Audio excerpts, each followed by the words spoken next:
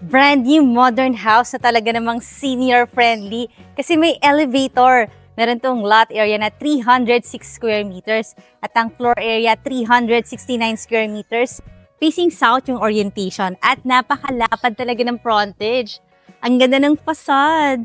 May 4-car garage pa yan. Magandang neighborhood din to kasi ang mga katabing bahay, look, mga brand new rin. Nasa loob tayo ng isang safe, gated, and flood-free subdivision. Kaya no worry sa mga baha-baha kasi never pang binaha dito sa lugar na ito. At syempre, yung high security ng subdivision, number 1 din yan na tinitingnan nating mga home buyers.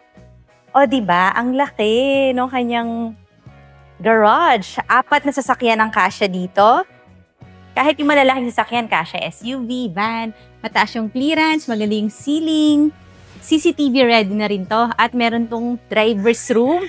Kasi kung meron ka nga namang 4-car garage, likely meron kang driver. So, meron ka na kagad ditong driver's room. Ay, nice to. Yung kanyang sconce. Pati itong mga walls dito. Ito naman ang ating main door. Dito tayo sa ating porch. Bago natin ipagpatuloy ang ating house tour, request ko rin na i-click mo na yung subscribe button ng ating channel na Home Search Philippines para updated ka lagi sa mga videos ng magagandang bahay. And my name is Eva and I'm your real estate broker friend na tutulong sa inyo makakita ng mga dream house nyo. Ito na nga, pasok na tayo. At pagpasok mo, makikita mo ang maaliwalas na living, dining, and kitchen area. Open layout siya. So, ito na yung pinaka-living area natin na fully air-conditioned. Meron kang Daikin AC na inverter type. Tapos, kung maglalagay ka naman ng TV, ready na ang mga outlets dito. Oy, by the way, meron siyang sliding door. Yan, humangin. Papunta rito sa iyong lanay. Open lanay siya para presko ang iyong buong bahay. O, di ba nakita niyo yung kapitbahay natin? It's also a brand new house. Ay, ganda ng mga neighbors. Tapos, ang maganda rito, kung sakaling may senior tayong kasama sa bahay, ayaw gumamit ng elevator, ayaw umakit sa second floor, meron siyang ground floor bedroom. Ito, meron kang floor-to-ceiling height cabinet. May malaking bathroom.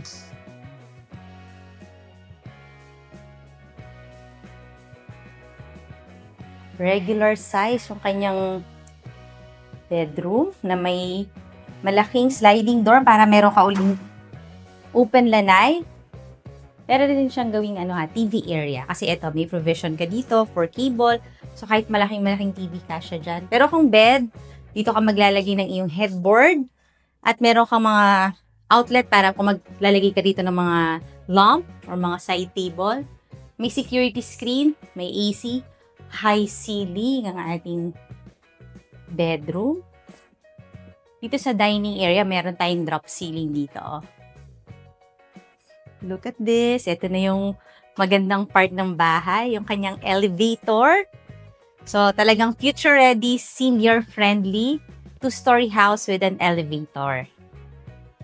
And ito naman, maganda rin yung kitchen. Fully air-conditioned din dito sa yung kitchen area. At kita mo naman, ang ganda ng design ng kanyang center island. Two-toned. Iba yung nakagamit dito. Iba rin to. Ito wood. Ito marble. Tapos, pwede kang maglagay ng mga upuan para pwede mo siyang magamit or ma-utilize as your breakfast nook. Ito naman, meron ka uling lanay na malapit dito sa kitchen. Kaya naman, napaka-aliwalas ng iyong kitchen dahil nga dito. Tapos, ang taas din ng iyong fence. So, privacy, very good. Tapos, ayan, meron ka mga plants. Double sink sa iyong kitchen.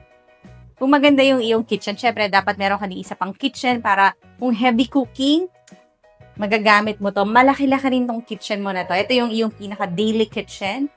O, diba? Ang laki din niya. Sa mga mahilig magluto, nako, very good itong ganitong size ng kitchen. Tapos dito ka naman pwedeng maglagay ng washing machine. Although lalagyan pa naman to. taas din, no? Nung kanilang fence dito sa neighbor. Ito yung common bathroom. Open nga natin. Maganda yung bathroom ng yung helper.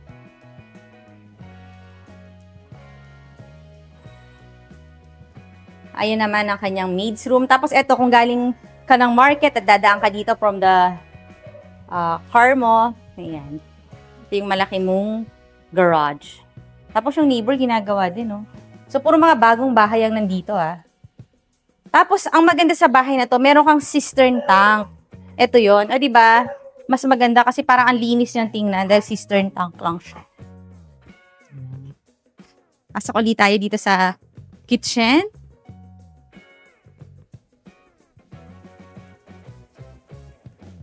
Ang ganda, look at the design. Tingnan mo, talagang pinag-iisipan nila. Ito, iba yung kanilang cupboards dito. Iba rin dun sa taas para may utilize mo siya. Parang may design siya. Nice din tong kanilang mga tiles. Ito yung paglalagyan ng malaki mong ref kasi sukat siya sa double door refrigerator.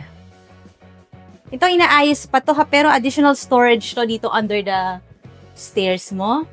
And you have a powder room na very elegant. Look.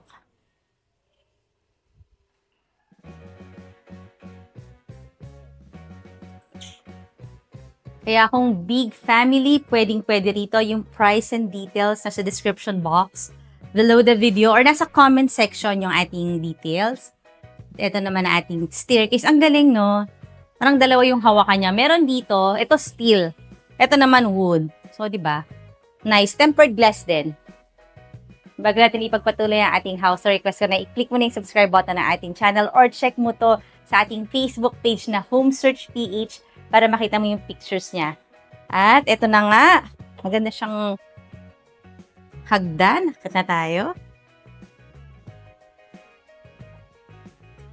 Very bright because of this. This is a window. Ayan, diba? Ang liwanag niya dito. Tapos may isang room dito para mezzanine type. Wow, ang laki ng room. At napakataas ng ceiling. Ang ganda ng room na to, ha? And also, ang kanyang window. Talaga namang panoramic window. Bright room. Big room. Spacious. Tapos meron kang cabinet na matangkad din. At syempre, meron ka pang own bathroom. Elegant looking. Ang taas ng ceiling ng bathroom. Parang nasa hotel. Ako type ko tong room na to. Ganda siya. Meron din mga provision for cable. 2 steps lang. Ito naman yung additional 3 rooms na meron kang family area dito. May AC rin ha. So itong bahay na to talaga namang malamig. Kasi ang lalaki ng mga inverter AC nila. Look at this room. Also nice room.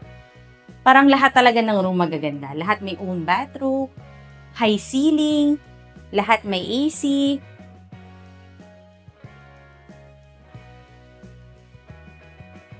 Tapos ang ganda rin ng kanyang mga wardrobe. Ano pang masasabi niyo dito? Ang ganda ng bahay na to. Kaya dapat sana makita niyo sa actual kasi iba pa rin kapag nakikita niyo sa personal. Nakikita niyo na gaano kapulido ang pagkakatapos ng bahay na ito. Ayan, pagpasok mo, meron ka na kagad ditong bathroom. Tempered glass, yung kanyang mga shower enclosure. Maganda rin yung kanyang mga showers. Nice room talaga. Ako gusto ko rin pala itong room na to.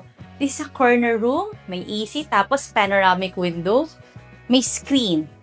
O, dito ka na lang maglalagay ng iyong bed. Kahit yung mga super size bed ay mga California king size bed. Kasyang-kasya sa lahat ng mga bedrooms. O, nice siya. Ang ganda.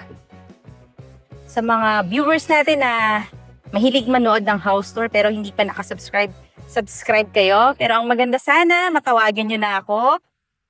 Kasi nandyan lang yung number ko sa screen para mag-tripping na tayo dito sa bahay na may elevator. Look. Ito na siya. Pero nakasara, kaya hindi ko pa siya nagamit. So, ang unang gagamit nito, yung talagang titira dito. Very senior-friendly, future-proof, brand-new house. And this is your master bedroom. Kaya naman talaga namang sobrang laki ng space niya. Ito rin, meron din siyang drop ceiling para emphatic na dito ka maglalagay ng iyong king-size bed. Tapos, CCTV ready na rin itong bahay na to. Ayun yung provision naman for cable. Tapos, itong buong wall na to, halos puro mga glass, mga windows. Ayan, may AC, tapos may screen. At, ay type ko to yung kanyang walk-in closet kasi spacious. His and hers yung kanyang walk-in closet. I think this is the his closet and this is the hers closet. O, diba? So, sa mga big families dyan na gusto yung bahay na maluwag, maganda, brand new, at merong pang elevator, this is your house.